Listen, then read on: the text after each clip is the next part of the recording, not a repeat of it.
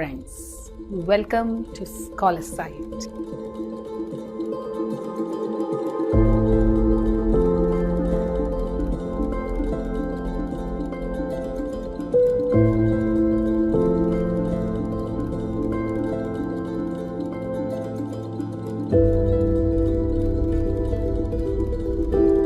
In this round, the HR will be testing you for your communication skills to decide that whether you are a fit match for the position and the organization or not. And I'm going to be your English instructor. Rather, I should say I'm going to be your friend in English, which will help you go through the journey. I've seen best topics and that imparts a lot of learning. Like this method I was explaining, many of the methods I teach, many of those methods have come from this. A chemistry faculty who has mentored more than 5,000 plus students who dream to get admission in their dream engineering and medical college.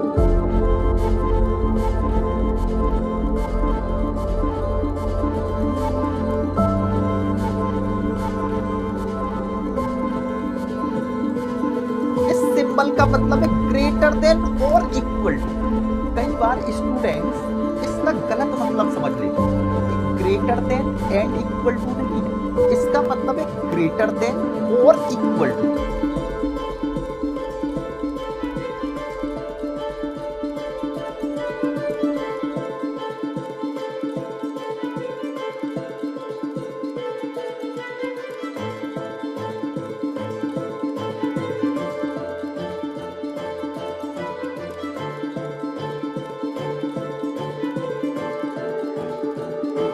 In order to explain that thing to you, I first need to tell you what happens in the process of learning.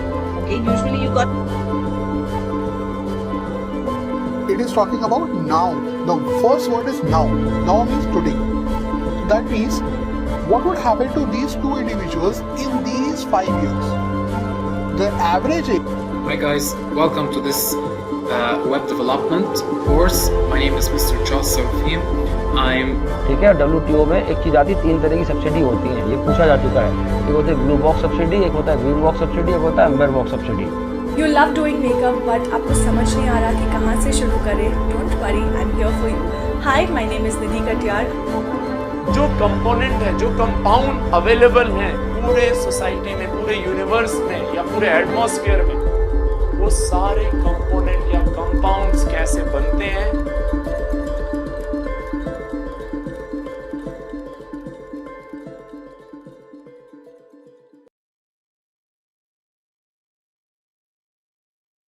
Friends, welcome to Scholarsight.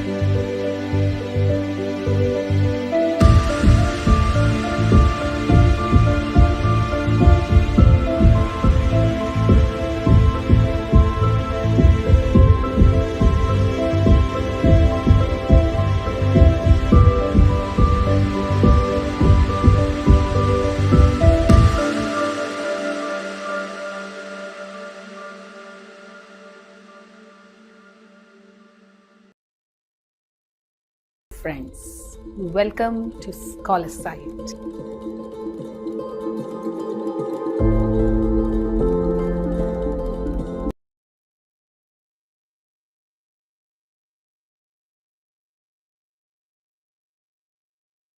Friends, welcome to Scholarsight.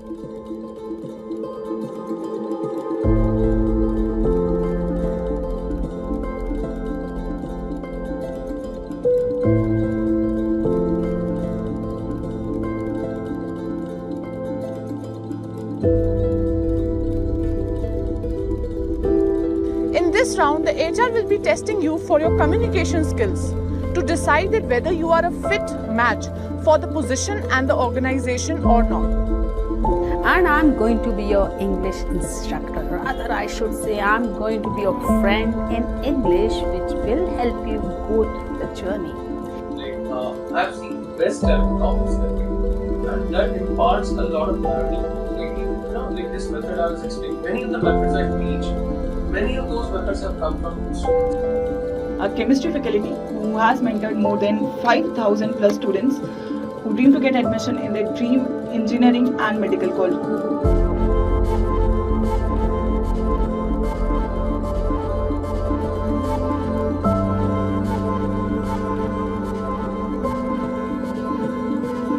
इस symbol का मतलब है greater than और equal to. कई बार students इसका गलत मतलब समझ लेते हैं। Greater than and equal to नहीं, इसका मतलब है ग्रेटर देन और इक्वल टू।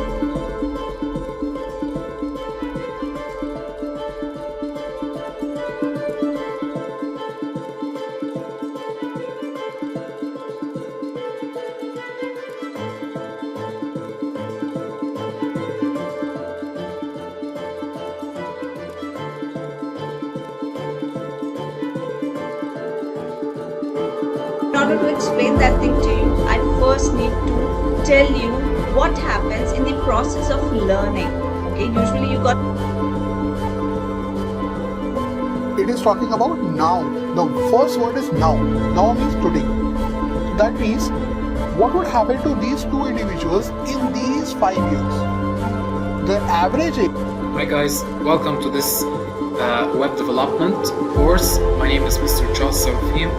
I'm ठीक है, WTO में एक चीज़ आती है, 3 तरह की सब्सिडी होती हैं, ये पूछा जा चुका है। एक होती है ब्लू बॉक्स सब्सिडी, एक होता है ग्रीन बॉक्स सब्सिडी, एक होता है amber box subsidy. You love doing makeup, but आपको समझ नहीं आ रहा कि कहाँ से शुरू करें? Don't worry, I'm here for you. Hi, my name is Nidhi Katyar. जो कंपोनेंट है, जो कंपाउंड अवेलेबल हैं पूरे सोसाइटी में, पूरे यूनिवर्स में या पूरे एटमॉस्फेयर में, वो सारे कंपोनेंट या कंपाउंड्स कैसे बनते हैं,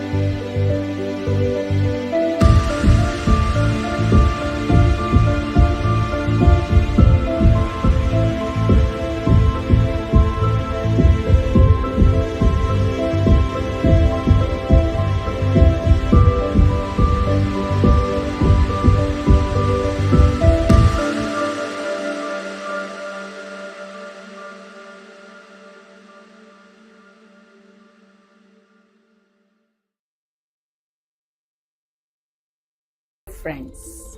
Welcome to Scholarsight.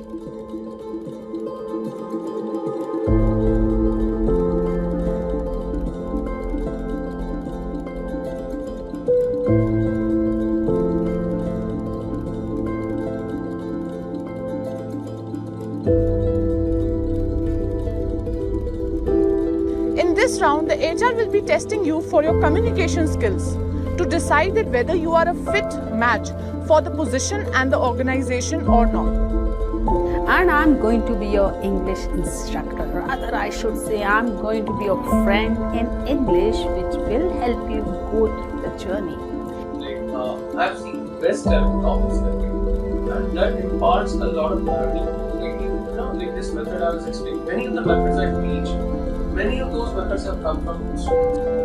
A chemistry faculty who has mentored more than 5,000 plus students who dream to get admission in their dream engineering and medical college.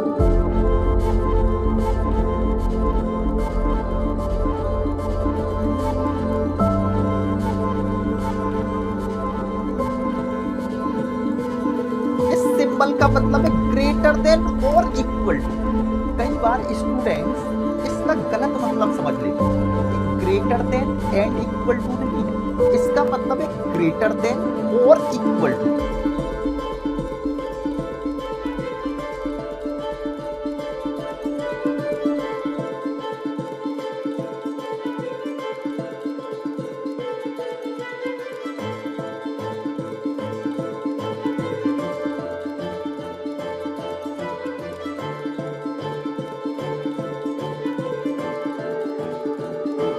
In order to explain that thing to you, I first need to tell you what happens in the process of learning.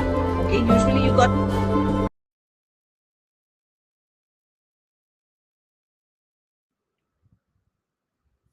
Good evening, everybody. We are starting very soon. Yes, sir is here. So we shall start. Ladies and gentlemen, esteemed colleagues and honored guests, it is with immense honor and profound admiration that I stand before you today to extend a warm welcome to our distinguished guest, a luminary in the realm of organizational behavior and a captivating orator whose wisdom and expertise have enlightened countless minds. We are privileged to have with us today a true stalwart in the field, Professor Anand Prakash. In the tapestry of organizational behavior, his erudition is unparalleled. Professor Prakash, through his illustrious career, has not merely taught subjects, he has instilled in his students a deep seated passion for understanding human behavior. His guidance has been instrumental in nurturing future leaders. Professor Prakash possesses the rare gift of turning even the most complex theories into narratives that resonate with the hearts and minds of his audience. His oratory prowess is a beacon that has guided us through the labyrinth of organizational behavior. Sir, we are deeply honored to have you among us. Your wisdom, your insight, and your eloquence continue to inspire us. We eagerly anticipate the knowledge and inspiration you will share with us today as we embark on a journey through the fascinating world of organizational behavior under your guidance. Thank you, sir, for gracing us with your presence. The virtual floor is yours, and we eagerly await your enlightening words. I shall give the floor to sir. Thank you. Thank you, Yogita. It was wonderful to see you after a very long time. The topic before me is organizational behavior in India, past, present, and future. The time and time available to me, I am going to be dividing the talk into 4 segments quickly. The first segment is that what happens to OB in India, particularly under the British influence. Then what happened to organizational behavior development in post-independence era. Third, what happened to post-liberalization and which is called the post-independence to post-liberalization, and where is the current scenario, and then I will talk briefly about the future of organizational behavior in India. This is very important to remember here that organizational behavior particularly in the psychology discipline, has suffered the same kind of difficulties which the psychology discipline suffered in India. It's the unmindful imitation of the Western knowledge or the Western models and theories to the Indian context. But let's look into the OB. What is OB? Organizational behavior. Organizational behavior is basically a discipline of knowledge which tries to work on people to improve businesses, improve their performance, to jack up their efficiency, and to make the business more profitable and more effective. It is for this the organizational behavior. If you look into the history of evolution of organizational behavior, which I am not be doing, but just for the refreshing the references, starting from the Frederick Taylor and the earlier thinkers who actually wanted to, and they observed and provided necessary kind of knowledge, necessary kind of understanding to improve the business possibilities and the business outcomes. And what in India, by the decade of 1950s,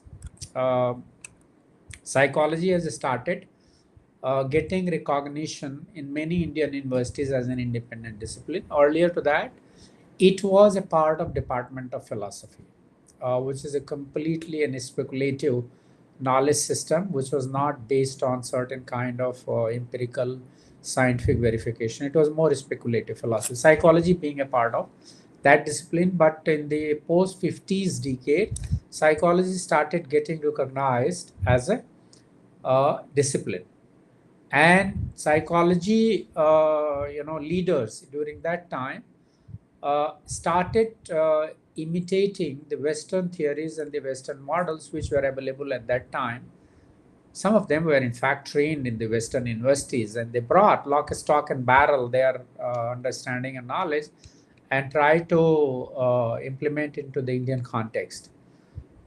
There is another thing that has happened. So this was the one.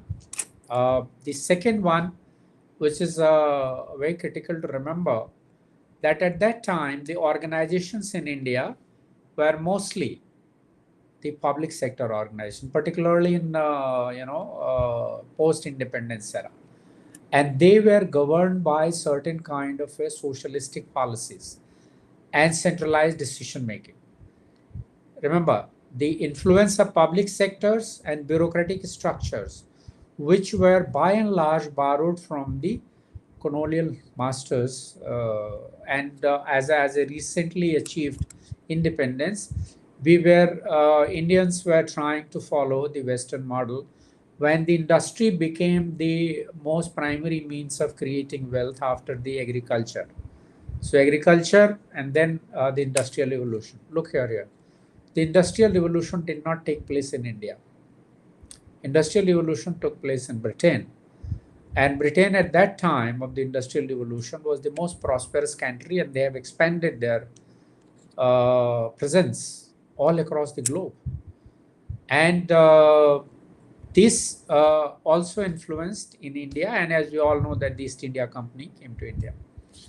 And they had done. But once we achieved the independence and the first industrial policy document came based on the socialistic policies and centralized decision making. If you look into the first industrial policy that came somewhere in 1952 or 53, a statement, less of a policy and more of an industrial statement, which says that the idea of establishing the large, industries, large sector, was to bring socio-cultural transformation of the society.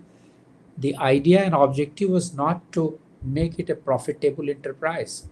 Look here, this is a very important thing to remember if you want to understand OB in India, that how it has evolved. The first, act of industrialization, which was into the public sector, which was based on the centralized decision making, which has the same bureaucratic structures.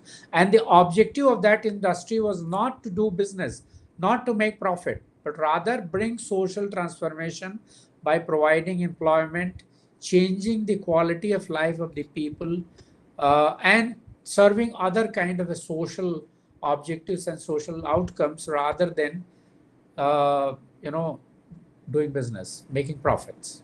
That was the idea.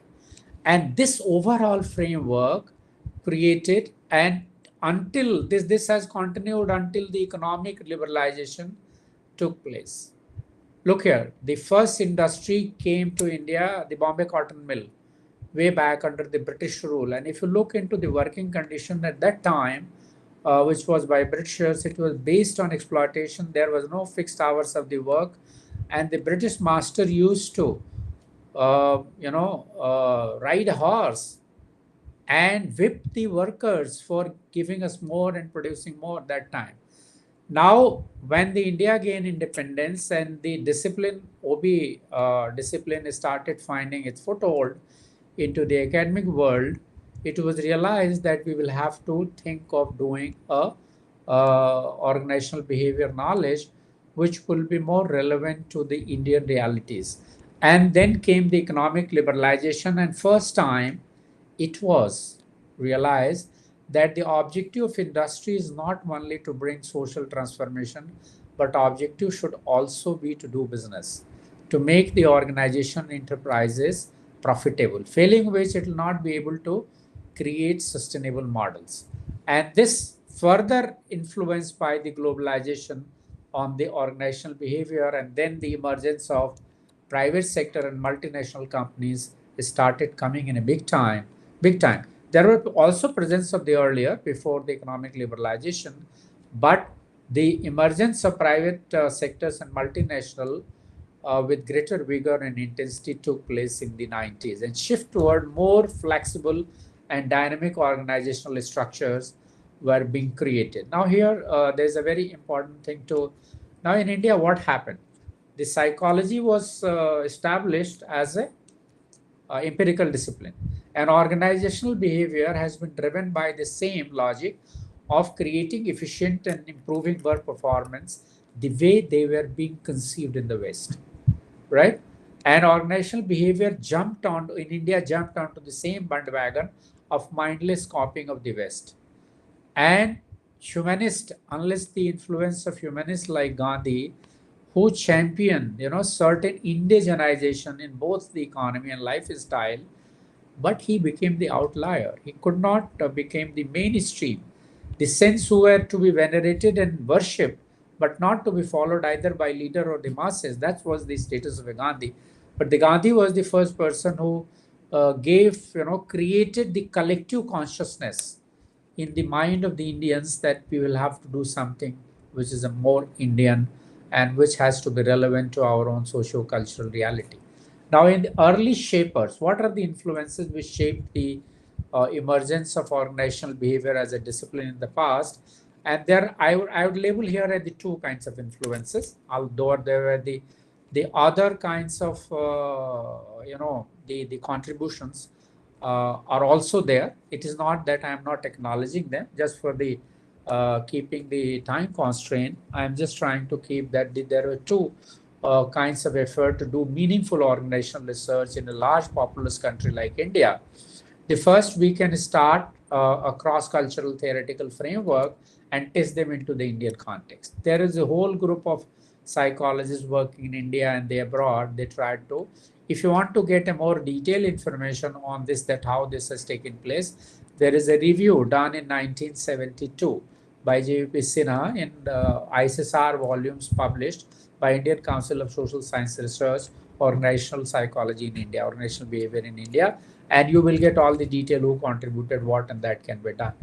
Now, this was the one. So take a cross-cultural theoretical framework and try to apply it into the Indian context and see that if it works.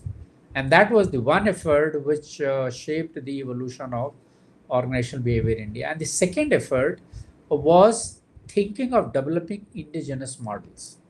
And models then examine its cross-cultural implications. And in the light of these indigenous models, significant amount of work was done by many scholars. It will not be possible to mention all of them here, but I can refer to some of the work done by indigenization effort, where they started questioning that, the knowledge in the West is available, but are they really applicable to the Indian contextual reality?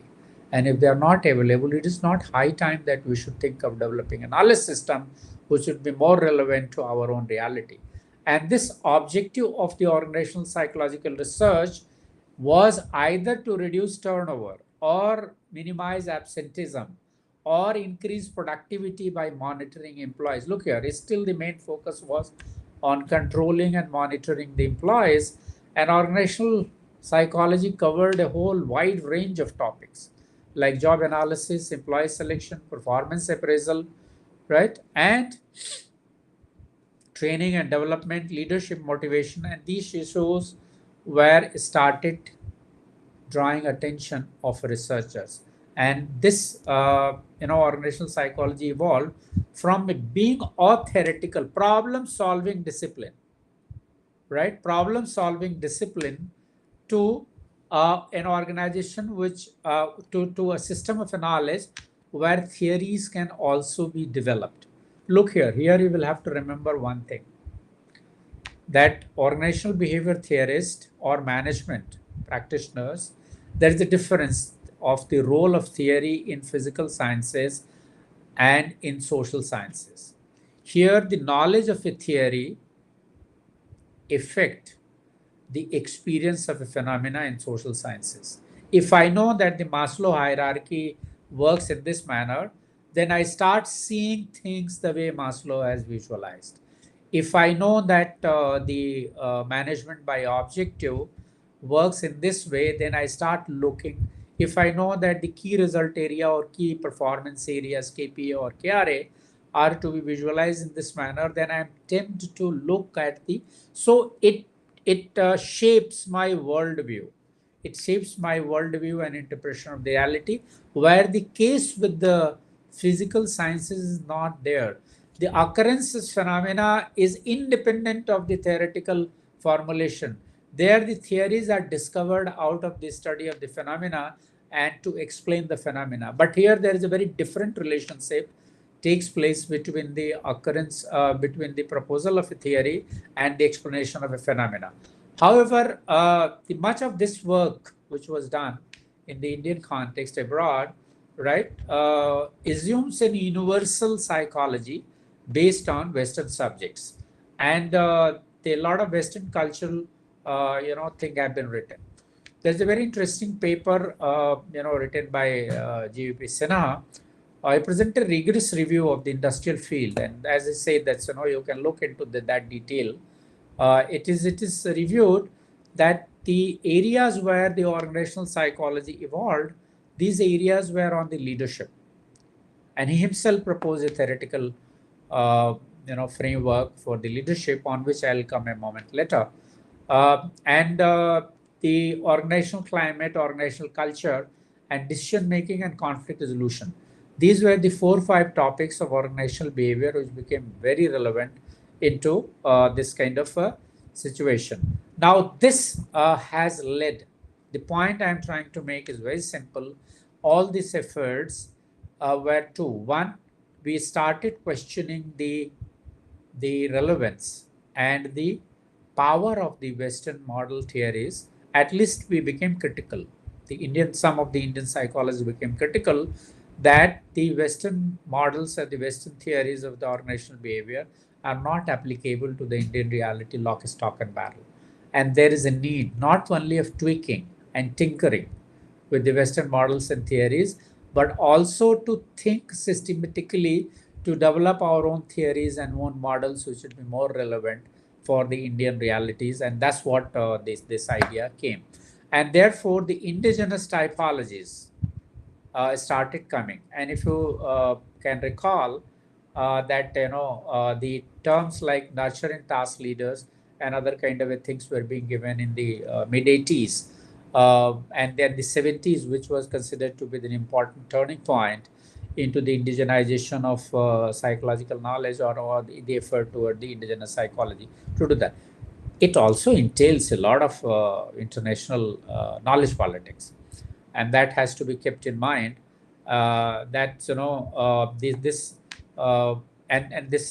is the indigenous model were subjected to some kind of an exploration. So this was the one phase of the development of the the organizational behavior into the now there's a very important, and then we come to the post-liberalization and the current scenario. The second segment of this my talk is that now the indigenization has already coming as an important and dominant trend into the Indian researchers and in the Indian universities and in the management institutions. So the major variable that seems to emerge, and this was also an era, remember, where Japan emerged as a very important industrial nation, a giant. In Japan, which was almost decimated, almost finished during the World War, and have within the 2 decades they have risen from the ashes. That is how the phrase is used, risen from the ashes, and they have been able to cast shadow in the international market over the industrial production and many of the products that they produce. So one very important attention was drawn. One, that the influence in India on the Indianization. Second, the emergence of Japan as an important international power. Greater attention started, being paid to the cultural influences. I think the very important influence of the thinking in the evolution that took place, and these cultural influences culminating into a study of multiculturalism and diversity as an important ingredients of the Indian workforce, and the demographic diversity, including language, region, gender, and many other, besides skills and other kinds of diversities. This was also an era which was influenced by the idea of collectivism and the individualism.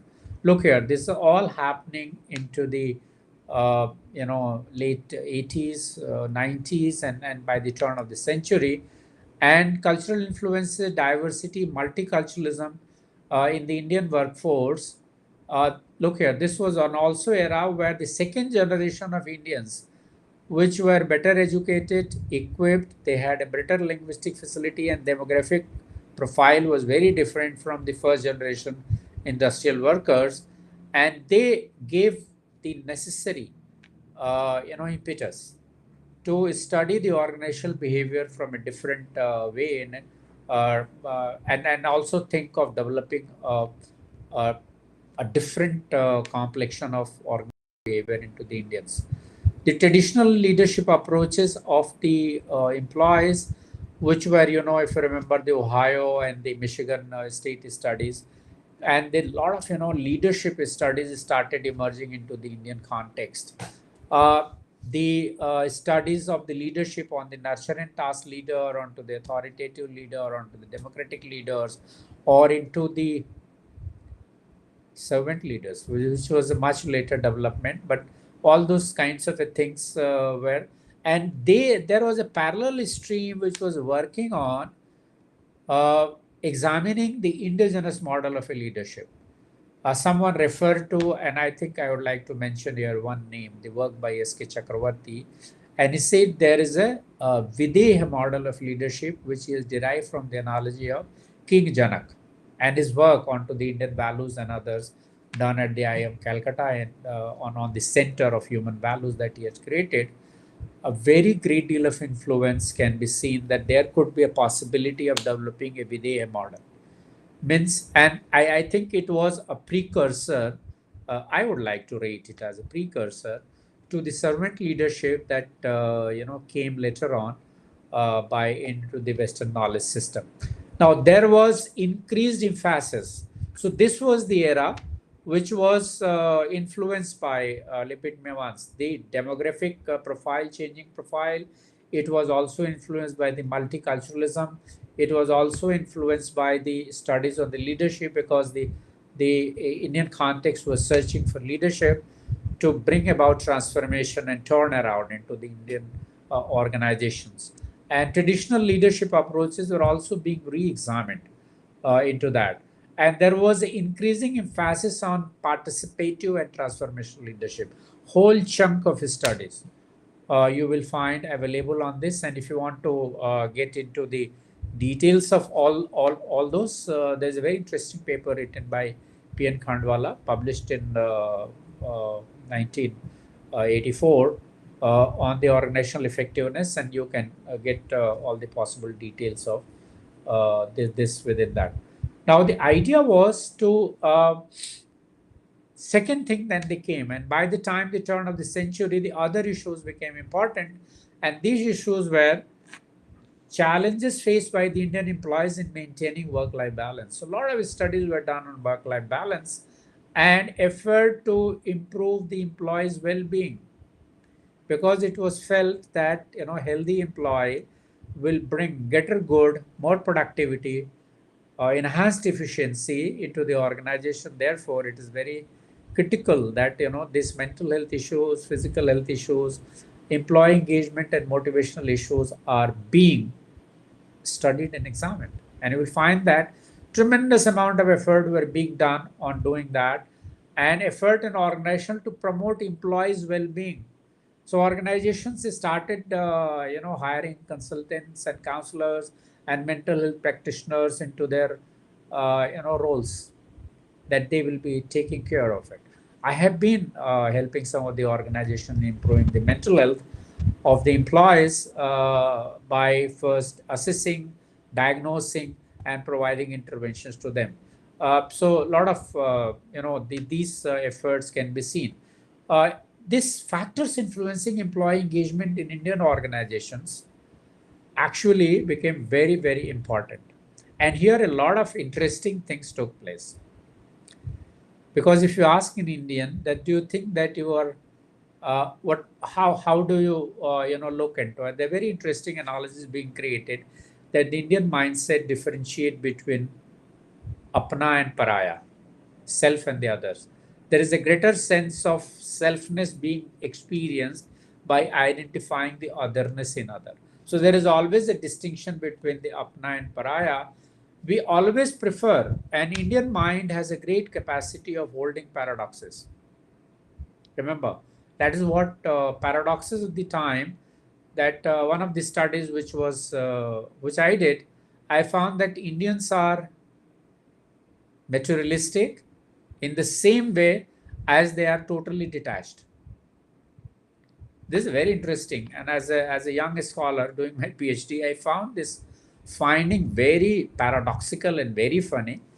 And as the young researcher, I always doubted my own methodology and data rather than looking into the idea of this.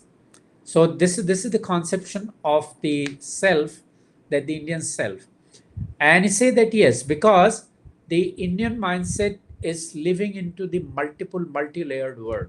So at one level of my world, I am totally detached with everything. At another level of my world, in the same breath, I need everything which is materially possible in this world. So this was very interesting, and these studies started accumulating and giving us the right kind of a context that there is a need to look at the organizational behavior studies in a different way rather than following the same old trail of the studies. Factor influencing employee engagement, and what strategy need to be taken it up that can be done to improve the performance of it. A lot of other development took place internationally. That's what it has taken place. So the current scenario, which is very continuing till date, but here now I come to the third segment of the talk, that with this developments taking place where the culture, leadership, power issues, gender issues, employee engagement, mental health problems of the employees, improving efficiency in others, this has been undergoing a kind of paradigmatic transformation recently. And particularly if you look into the post-COVID world, which is the third segment of my talk about the future trends. So past we discussed, the present we have taken up, and now looking into the future trends. Look here. predicting about future is very risky, and particularly in the modern times. Why it is so risky in the modern time? Because the current the change, the pace of the change is humongous. What I used to visualize will change in 5 to 10 years is changing within 1 year, changing in 2 years, and particularly after the demise of geographies. And as some of the thinkers have said, the present era, the geography is dead. There is no meaning of geography in the physical sense of the term, because we are connected internationally all the time with different time zones and different kind of a thing. So this is a very important changes that have taken place. COVID has also taught us that there is a cost of having fast planes, because it takes us from one place to another place, but it's equally instrumental in spreading the viruses. So if there is a virus outbreak taking place in one part of the world, travels very easily within next 24 hours to the other part of the world. So travel, communication, information explosion, technology, all those things have created a very, very different kind of world in which we are living today, and it is giving us some directions about the future research. And I would like to place before you few trends, few broad pointers that what are the areas where need to be looked into for the future directions into that. And one which need to be looked very carefully, the technological advancement which are taking place, particularly in the era of Industry 4.0, particularly in the era where the robotics and automatic systems are in operations in the business, into the corporations. They are deciding and they are shaping a different kind of business processes. What it has implication for human resources into the organizations? Does it require upskilling, de-skilling, reskilling? These are the questions. Does it make people feel redundant and useless? And psychologically speaking, being a psychologist, I will look into it like, does it create a greater sense of loneliness in our own world of work? Does it create greater fears? Because we are living, the second very important related to the technological advancement, and that need to be remembered here. We are living into the era of technological surveillance. Do you understand the implications of it? We are under continuous surveillance, continuous control, monitored, regulated by the technological devices. We cannot say that I am not being seen today because I am hiding here. I can be accessed, I can be seen into that. It is changing, this dynamics is changing workforce dynamics in a big way. Through your GPS system, through our telephones, through connectivities, through Wi-Fi, internet servers all across the country, you can see that we are in the cobweb of communications. And therefore, what happens to individuality? What happens to the privacy? That's the one negative fallout that you can think. The positive fallout, you can see that the amount of money businesses used to spend in monitoring and regulating employees is being done by technology, which is more secular. That's what they call more secular, better control, and require one-time investment. It does not have much of a recurring cost. So there is a future trend going on that what impact it will have on the people's life, people mental health. Let me give one example. I was helping some very young students who have come to undergraduate, that they wanted to do something on the mental health issues. And I say that, how come? And they all were coming from relatively well-to-do families. And they say that they have suffered the experience of loneliness. They feel that they have less of friends, and they feel that there is a greater deal of disconnect with their parents. And I say, how do you understand that this is happening to you? And most of them say that because the entire cultural matrix, the entire future matrix, the projected future matrix, the way that it is shaping to be, they feel that they do not have any sense of connect or any sense of control over any one of those things. And they make them feel very lonely. They make them feel rather depressed. I don't want to use the word depressed. These are the few. Now, this is a very important part, which will be the agenda for the tomorrow. This will leading to the changing workforce dynamics.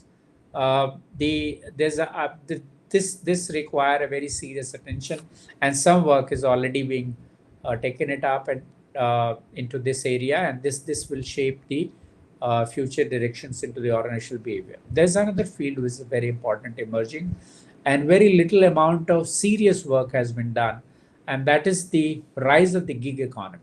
And we all know that what I'm referring to gig economy, and what are its implications for organizational behavior. What would be the implications of moonlighting, or the implications of the people who are doing different kinds of gig? And they say that rather than getting attached to one particular organizations, and in the West it is not very uncommon, but in India this scenario is slightly different. But what kind of organizational system and organizational behavior theoretical model and concepts can we visualize for the worker who are engaged in the gig economy? Right? People who are carrying your Zomato, Swiggy, and different other kind of a service platform, or people who are working into this cloud kitchen model of all this. What kind of organizational behavior practices would be more relevant? Is there a need to look into certain concepts, certain theoretical frameworks that will enable us to answer some of the questions which these people might be having, to understand their challenges in that, right? This is the very important factor which is likely to be into the futuristic model. The another field which future trend which seems to be emerging, and that need working in a multi-generational workforce. The not millennial, I'm talking about Generation G, and how people of 3 generation working together. Look here, the average age longevity of the people have gone up, and people are not liking retiring at 55 or 60 or 65. They want to work, they want to have a productive life, and many organizations are finding it very, very attractive to hire retired people, because they find, and a very interesting study has been done in the US, that whether the retired people are more productive because they have less hassle, family hassles.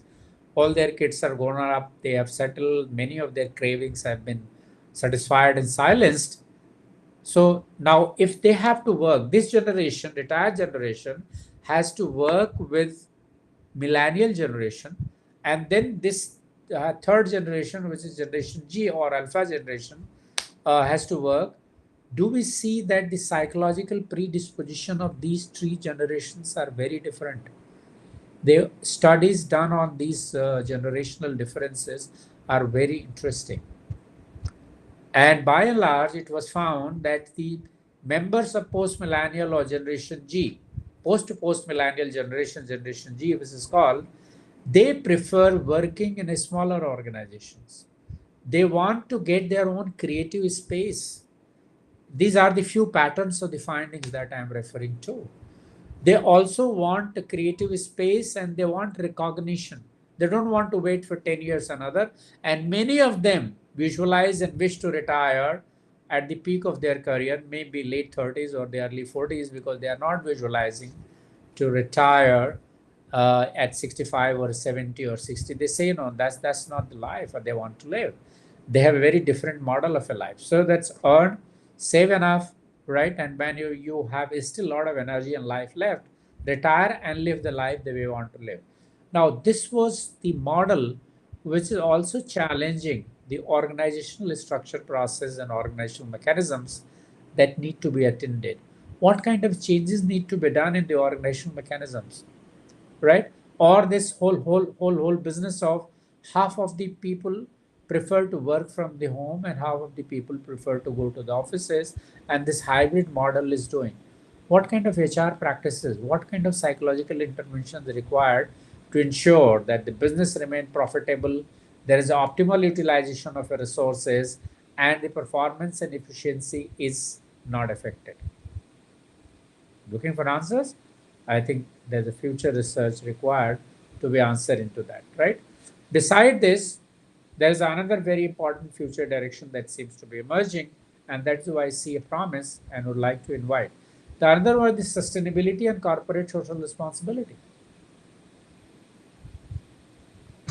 Right? Now, this is a very important part of it. I'm very happy to learn that the sustainability and corporate social responsibility is going to be a very, very dynamic agenda, both internationally and also under the influence of the national policy makers. Any organization or any system which is not going to be sustainable and which does not follow the social responsibility model will have a difficulty. So they say that if you really want to visualize the business in a long term, a sustainable business, you will have to think of taking social responsibility. And there's a very famous, slogan, and I'm not going into the Sustainable Development Goals, SDG model, in which this was also one of the agenda, and India is one of the signatories of that SDG, and then we will have to look into. Beside this, connected to this, is that growing concern for the ethical practices, ethics. And here, let me tell you, ethics is not something which is a matter of philosophy. I feel, and this is a view that I generally subscribe to, that ethics is about us all. Ethics means that if I exist as an individual, I have to take care of the other individuals also which exist in my life space. Otherwise, I cannot ensure. Now, the challenge is that everything, every force of the development, every model of development, right from the industrialization phase 1, phase 2, industrialization phase 4.0, it has very silent way promoted individualism or the individuality or the individuation. If I say that individuation, it has promoted. We enjoy being more individual than a part of the collectivity. Ethics demanded that we are individual, we remain individual, but we will also have certain shared responsibility with others. How the ethical concerns, taking care of the others, is going to influence the business. If we are continuously worried about ourselves only, and being human also requires you to be worried about the others. And so therefore, this ethical responsibility or ethical practices in organizational behavior is going to be a very important agenda for the times to come. Look here, ethics here, I am not referring to the moral code of conduct given in the scriptures. No. That's the only one aspect of it. It is not something which the great seers or the saint or the greatest scholars have said. No, this is not also the idea of my ethics. Ethics means that what are the ground rules for the human conduct by which we live our life, and whether these ground rules are interfering into the welfare of the other person, then the question comes that am I entitled? Should I be allowed to live that kind of a behavior where my interest and other things hurts? If my vehicle is producing too much of bad smoke into the air, should I be allowed to do that? And is it only the responsibility of the government, the regulating bodies to regulate us, or certain part of this responsibility should also be shared by the people who are the conscious agencies, which have the ability, which has the blessings of consciousness to bring about certain change. So ethics is going to be shaping the concerns in the organizational behavior in big way, and we have seen it that this ethical concerns or the ethical agenda had played a very critical role during the COVID period of time. It is not only my welfare that I am worried about; it is also the welfare of the others, which is equally important. Others are not well, and I think biggest message which COVID has given: if the others are not good, my goodness has no meaning. So everyone has to be good. Everyone has to be healthy. Everyone has to be COVID negative. And it is just not important that I am COVID negative and therefore I should be happy. I have to ensure that my neighborhood is also COVID negative. The places I go is also COVID negative, right? The shopping arenas where I go is also COVID negative. So that can only be done if the ethical concerns are high and there is a need to look into these kind of things. Now, this the important part of this changes which are likely to take place in future, right? The important part that I would like to underline and do it, there is a very important influence coming where humanoid robots are being made. I find it very fascinating. And countries like Japan, Germany, and many other European countries have allocated, right, colossal amount of funds in development of the robotics, particularly because some of the countries where the aging population is growing in number and there are less and less member of the family available to take care of them. Now, a state takes its responsibility to take care of these people, and there are no people to take care of it. So they have created, right, services, the humanoid robots to do that. If you want to read all about it, that Future of Industry, there's a book by Alan Ross that gives you a brief glimpse of the future businesses into that. So if and older people are finding, because they are taking care of the older people, doing everything with the another human service provider, real human service provider does to them, and they are falling in love with them. Now, once they are, right, capacitated by the ability to emote, create an emotion. A lot of research is going on, right, in artificial intelligence and the emotions, that how these emotions can be given to the robots and their ability to emote, ability to express emotion and connect with the emotion of the another person. And there are many fictional films you must have watched, right, which appear to be very fictional, but in certain places they are very close to becoming a reality. If this kind of robotics development, humanoid development takes place, right, do you think that the human beings will become replaceable? Artificial intelligence has given us some kind of an idea, and artificial intelligence is showing, though there are a lot of debate and discussion going on related to that artificial intelligence will still remain subservient to the human being.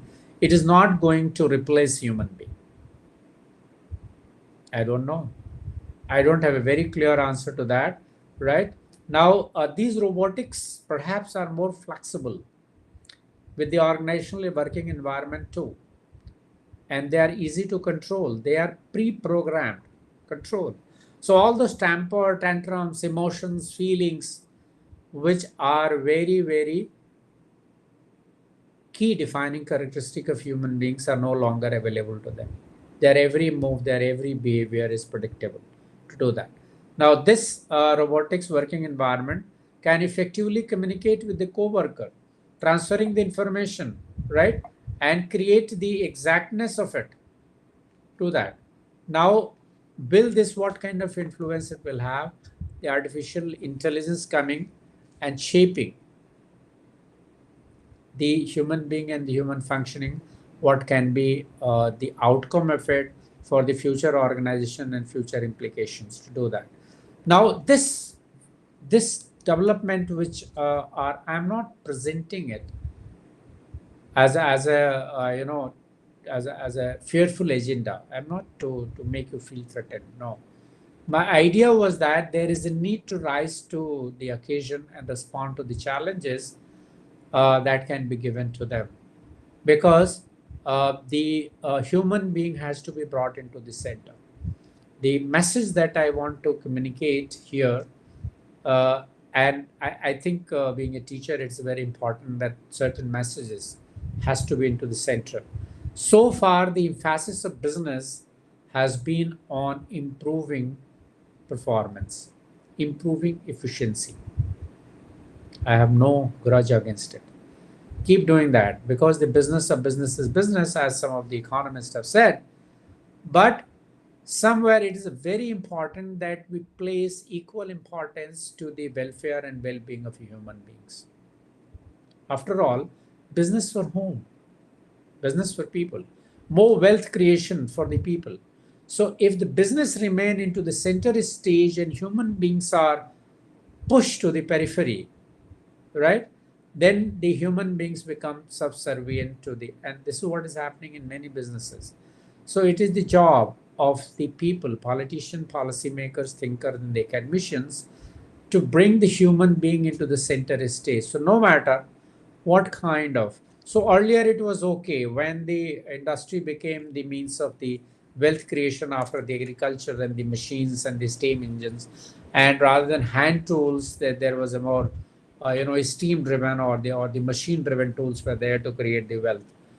There the idea was to take to the human being to the next level of development, next level of the prosperity. So we achieve that as a human being.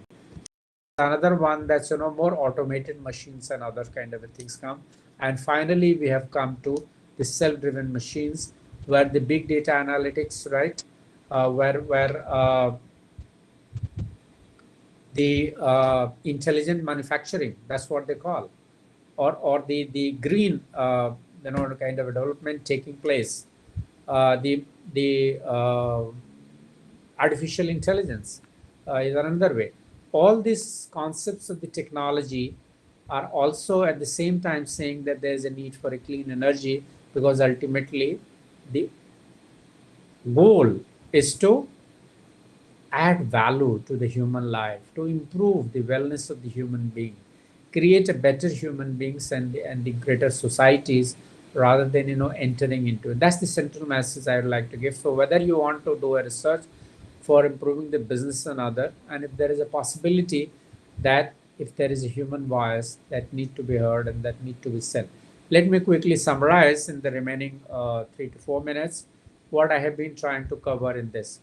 My idea was to bring to you the organizational behavior in India, past and present, and scanning through the various kinds of reviews, the studies and research. While scanning, I found that there is a historical perspective overview of this, of the organizational behavior in India, the way it is being visualized. In initial days, it was mostly under the colonial impact. And there are two kinds of outcomes that can be seen. One, that the hierarchical structure was very deeply entrenched into the organizations. And second, the centralized decision making. And third, the bureaucracy. And still those things are continued. The influence of British colonial rule on OB practices in India, that some of the parts I highlighted to that. So this was something, right, in traditional hierarchy structure and the decision making. This was the, now the second part that I talked about was the post-independence era, and post-independence shift toward the socialist policies, right?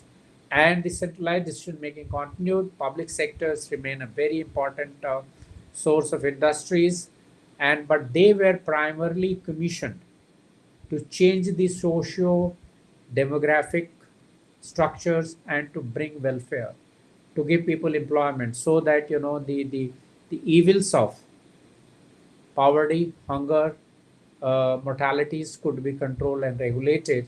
Now this changed into the economic liberalization era, and if you look into the new policy document of 1991, which says that now it is also the objective to make organization businesses sustainable and profitable.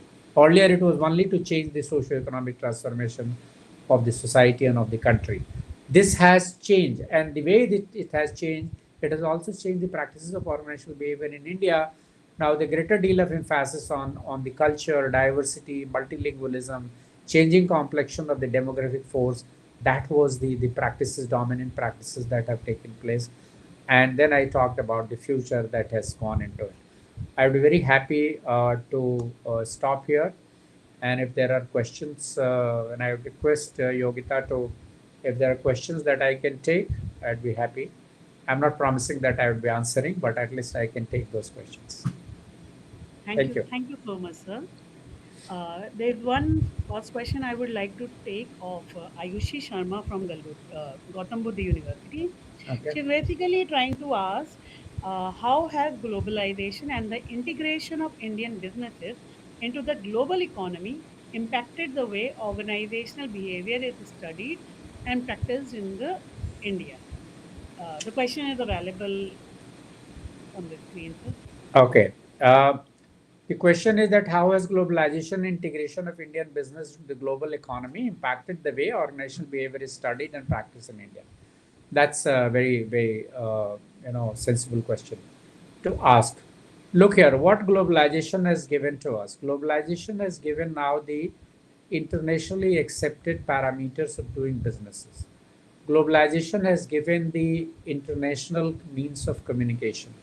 Globalization has given the fast travel possibilities that one can work from here and one can work from there. Now these different kind of things that have taken place, and it also has given the one possibility that communication, particularly the software development taking place into it. So I think Indian organizational behavior, if you look into the way they have integrated with the globalization, the global economy, right? The information technology sector, where the Indians have played a very critical and the vital role. Yes, someone asked me that how come, what is so specific about the Indian mindset that brought them such a great success into software development, into the information technology. And it can invite a very complex set of answers, but my answer is very simple, because Indian mindset is a very contextual. And we take one step and then make an assessment of the scenario and take the another step and then make the assessment of scenario. We are not the people who will work in an organization which is totally structured completely and not giving a space for the contextual decision making, situational decision making. So the Indian mindset or the Indian businesses have looked into these possibilities into the global economy, and this has been studied here into the Indian organizations, that what are the global standards by which we can get examined. Now the possibility of learning and also sharing our learning. So one, there has been a greater deal of globalization of the businesses, but at the same time, there has been a greater quest or a craving, if I put that word craving, to maintain the indigenous flavor to our own way of doing organizational behavior in India. So we say that we will do whatever is globally acceptable to us, but at the same time, there is a need to contextually examine it before we accept it as a gospel truth for the Indian reality. So you can see that just to give a specific example, management by objective, which was a very successful model into the North American companies, did not work into the Indian organizations, because the basic premise on the model on which it was being based requires a very open communication between the boss and the subordinate over the goal setting and other process. But here, the very clear communication between the boss and subordinate over the goal setting rarely takes place, because here there is a top driven, right, or the boss driven kind of an assignment that comes. So many ways we have followed the globalization practices, but in many ways we have tried to be indigenous and the Indian, and a combination of which has given us certain kind of a distinct mark. So that's the one way we can look into it. Thank you, sir. Another question has been asked by Simran. She wishes to know how has the cultural diversity in India influenced the practice of organizational behavior, and what strategies have organizations adopted to manage it effectively? Okay, the cultural diversity, look into the possible cultural diversity. What are the shades of the cultural diversity? Shades of cultural diversity that they look at the changing demographic profile of the workforce. Now, if you look into that, now the very different kind of demographic people enter into the workforce to do that into the Indian context. People with better education, people with greater technical skills, right? People with different reasons and different kind of linguistic backgrounds, they are coming to the Indian organizational. So into the Indian organization, into the Indian businesses to do that. Now, all these diversities which are coming to the Indian organizations, the one effort that the organization is making is to make them behave the same. So everybody for certain kind of a thing has to be the same. But if the organization has also created, okay, let me give one concrete example. I will not mention the organization, but there are some, there is a study of the one organization which I didn't carry it out. There is a family owned business, and the family owned business is being run by the older generation people, means the grandfather started that business. Some of the family businesses in India has seen, look at the Birlas, Tatas, and many others. They have survived almost 150 years of the business possibility. They have seen Britishers, they have seen post-independence, they have seen the little economic liberalization era, and they are also surviving and thriving within the modern and the contemporary time. So one of the family businesses which was started by the grandfather, now the second generation came and the third generation came. The third generation, when they got the ownership of it, found that some of the people of the older generation are still loyal to their grandfather, who is no longer controlling and regulating the business, but he's only doing into the under. So they are being called the old guards. And so you find that the old, doyen, the old babu, which is being called, or dada, which is still controlling, right? And the latest generation, which has done their graduation in MBA from this Wharton School or the Chicago School of Management, they want to bring the modern practices. So the Indian organizations became a good showcase, good platform to synthesize and integrate the traditional practices of the business and the modern management and the globalized practices into the one, right? And if you'll ask me separately, I can give you the name of these organizations where these syntheses are ensuring not only their survival, but they're also thriving and doing good business, and they're contributing a great deal to the Indian economy. So the tradition and the modernity, how they can be combined, tradition and modernity is not always at loggerheads with each other. They are not in conflict with each other. They at times add, right, value to each other if there is a way of integrating and synthesizing within that. Truly right, sir. Very right. Another question has been asked by Ashmita Gaba. It is from the perspective of a student, sir. The scope of OB in India, and are good companies hiring for these roles? I think she would like to have some names of some companies who are Okay, hiring. yeah, that's a good question, and I can relate with that question. Yes, companies are hiring for. Only thing is that Ashmita, there's a need to ask yourself what you are capable of doing, and in terms of the skill set, companies are hiring. They are looking at the big business houses name, but very in a subtle way they are also looking that are you capable of doing what kind of a skill set you have got. Do you have a skill set of hiring people? Are you good in doing psychometric assessment? Are you doing a good training analysis? Do you have a good compensation benefit package managers? That do you have international benchmarking doing that? Can you do employee assistant program? So it is very important, Shmita, that you write in your CV the specific skill set which are relevant to the requirement of that particular industry. Believe me, you will have a very little competition from the applications to do that, provided you are very clear about the skill set that you can highlight in your CV. Good companies are always, and I always believe that if you have a good amount of competency, and here I am using the word competency rather than a skill set, for which you have the knowledge, for which you have the necessary skills, and you are carrying the right kind of values and attitude. Three things if you are showing related to that.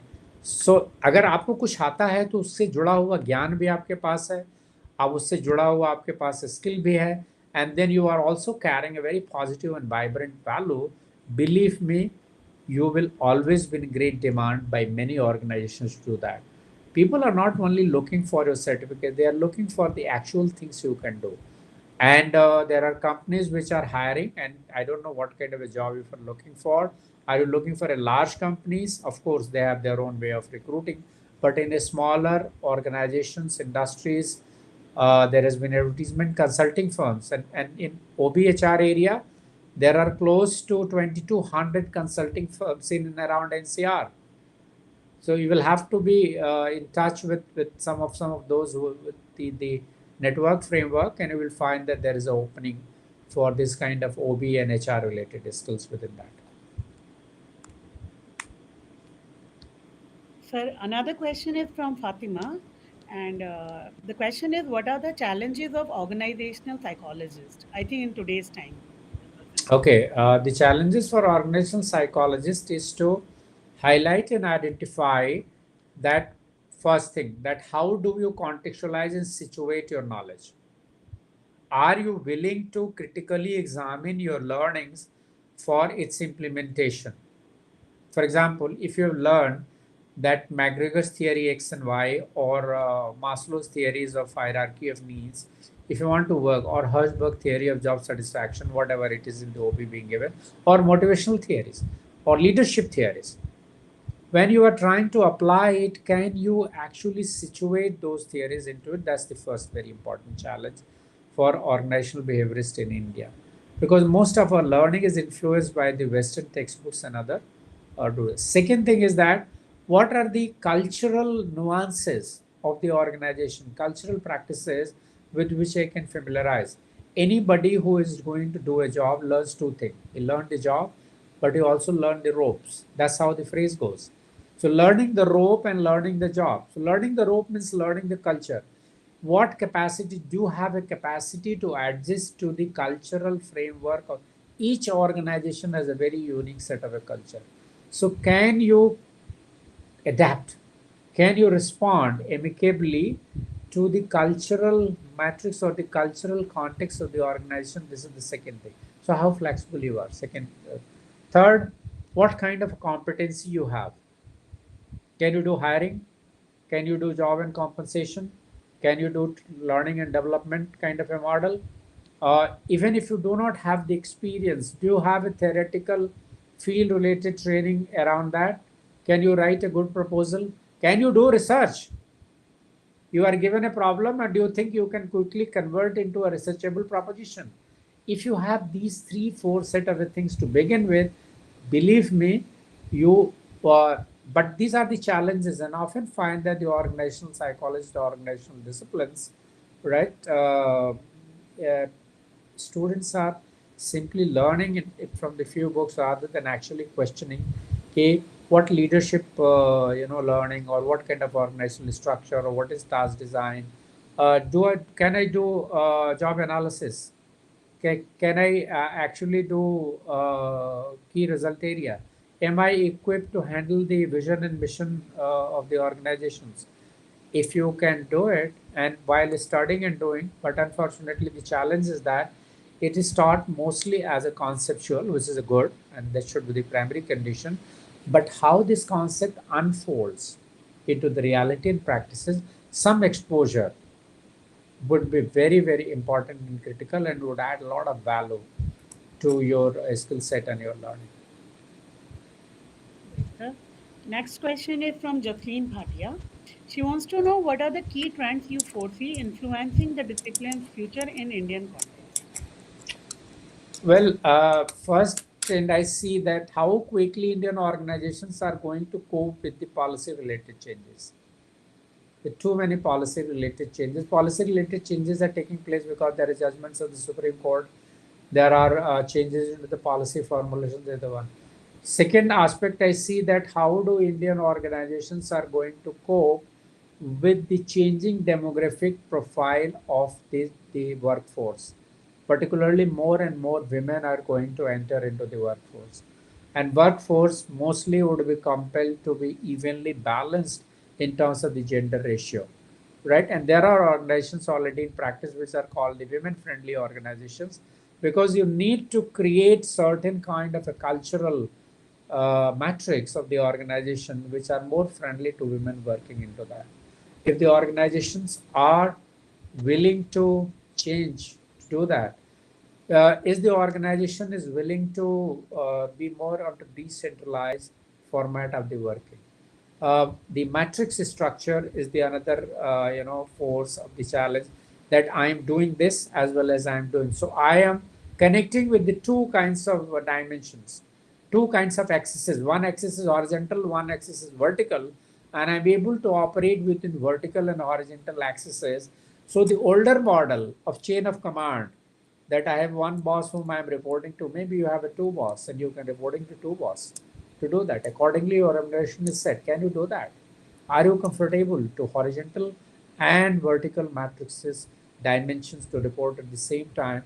And I am visualizing that this kind of a change will likely take place. And finally, the way artificial intelligence and the robotics, humanoid robots, are entering into the workforce, and the organizations are getting into the habit of surveillance, complete surveillance and complete total. Because organizations have started planning your holidays, organizations have started planning your vacations, and it is a matter of taking control of your entire life space, right? The emerging order into the international order, where certain kind of laws, right, and certain kind of corporate social responsibility practices, particularly in the way the sustainable organizational goals are being promoted in India. So some of these future challenges that I visualize, and many organizations have started working on it, and they are reformulating and they are adapting. Survival is the biggest human instinct, biggest human force. First, we want to ensure same instinct force, and if you follow the open system model of organization, same force and instinct is within there in the organization as well. Thank you, sir. Another question is from Dr. Tasha Singh. She is from Galgatia University and mass communication teacher. So she is really asked a question relevant from her field. What is the role of social media in organizational behavior? Well, look at the role and function of the social media. What social media is all about. Social media used to be a platform of communicating and disseminating information. That is how the social media was being done.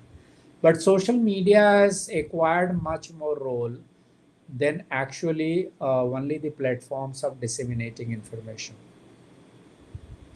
Social media will play a very critical and important role in shaping the organizational behavior in terms of fostering bondings, in terms of ensuring employee engagement, in terms of giving them opportunity to create a shareability. Look here, sharing is one of the fundamental human psychological needs by which we seek validation of our existence. That is what I feel. If I say something and if it is confirmed and validated by you, I am very assured of my own self. है कि नहीं? तुम सोचो हिंदुस्तान में कितनी बार बोला जाता है कि नहीं, है कि नहीं, मैंने कहा है कि नहीं. What does it mean, है कि नहीं? Means I am looking for confirmation and validation of my statement and my thoughts. And this confirmation and validation, social media is now the best platform. So if you have communicated a thought, you can write a thought. So this has become an alternative means of communication to the people, right? So you can have your meetings, you can have your quality circles, you can have your Kaizen, you can have a different other kinds of platform. You can have also mental health issues. You can have a social media counselors and the practitioners who will take care of your mental health issues within that. So I feel that the social media will play a very important role into that. Yes, it has also a danger, and that I must caution you, that it creates a digital footprint which cannot be decimated, which cannot be finished. It is always there. You are creating a digital footprint which cannot be removed. So unless this has some kind of a negative and frightful implications, the social media should be used with the discretion. That would be my advice. So you apply your judicious discretion and then use the social media, it can play a very important role in improving your well-being, bringing happiness, validation of your own self, right, and creating a sense of community. Yes, Yogita. Sir, Ms. Mamta wishes to know what can be done to change the perception of people, especially students, about OB being a common sense subject, Yeah. particularly in management institute. That is true, sir. Even I have felt a lot of times students believe it is not something technical to study. Okay. So we have to struggle as a teacher. I think that's a good question. There's nothing wrong or nothing common about the discipline, any knowledge discipline.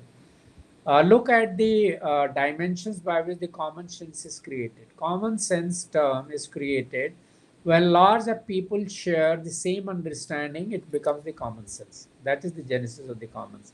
What is common sense? When the great number of people share the same understanding and same concern, then it is called the common sense. It is in the matter of teaching that how this organizational behavior is being taught. If you are teaching it only as a boxology, I use the term in teaching, and I too have the same kind of a concern how to make it interesting. But if you're teaching organizational behavior, right, as a field where only boxology do not matter, you are not only helping a student connect between one box to the other box, and they say that is because in reality the connections are not as linear as they are made to appear in organizational behavior textbook. They are much more complicated, they are much more dynamic. So the one thing is that you need to tell, and for which it is important that the greater deal of emphasis is placed on teaching it through the experiential exercises, right? Teach it through the certain kind of analytical case studies, analytical case methods. Teach it more in qualitatively driven way, where the narratives of the great leaders, where the anecdotes of these scholars which are being done, which are done into the OB practices. And so take for example one, I was invited to be a part of the consulting, big house, and there's no point in mentioning that big name, but it's one of the big fives of which are working in the area of HR consulting. And they were given the responsibility of restructuring the Delhi Jal Board. So I was invited, and that was our first meeting. So I said, do you have a model by which you are going to do restructuring? They said, yes. हमने कहा कि from where this model has come. He said, this is the model which has worked in Philippines, it has worked in England, it has worked in France, where they have restructured their water supply mechanisms. हमने कहा, have you tested this to the Indian reality? They said, there is no need, it is a global model. I said, I'm sorry, this is not going to work here because the Indian cultural reality is completely and totally different. And this I'm talking about when the Delhi had a Sheila Dikshit government, and she had won the election on Bijli Pani Sadak at that time. And her first priority was to restructure the water supply in Delhi, because a certain part of South Delhi used to face severe crisis during the summer days.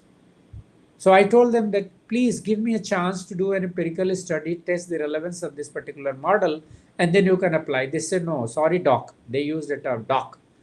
Doctor, we don't have that kind of a time. I said, sorry, then I see no role for myself.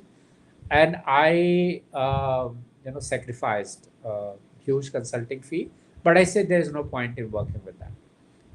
And I came back home and started doing that kind of work.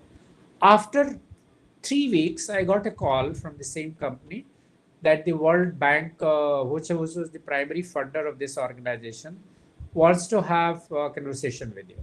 I said, okay, send a car, I'll come. So I went to the World Bank office and I met the top guy who was responsible for water and sanitation in the country, in the developing world.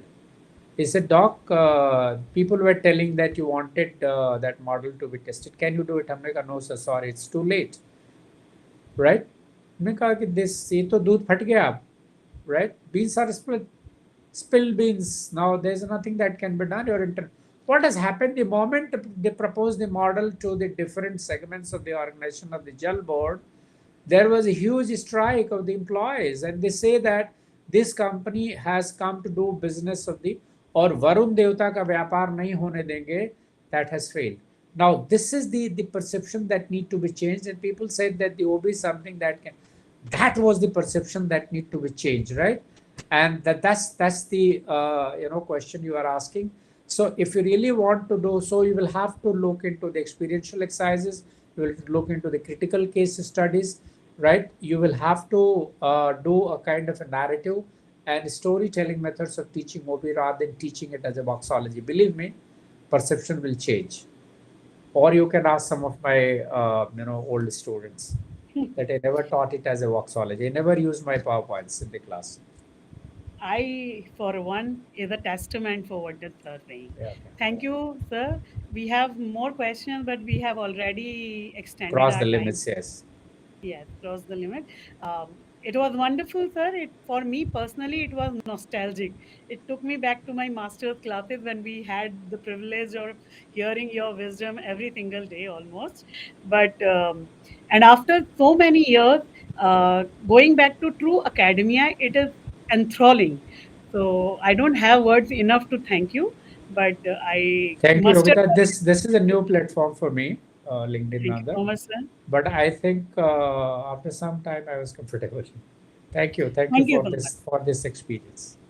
Thank you. I would like to switch off. It is going to end this. Thank you so Thank you. much. Thank you, the participants.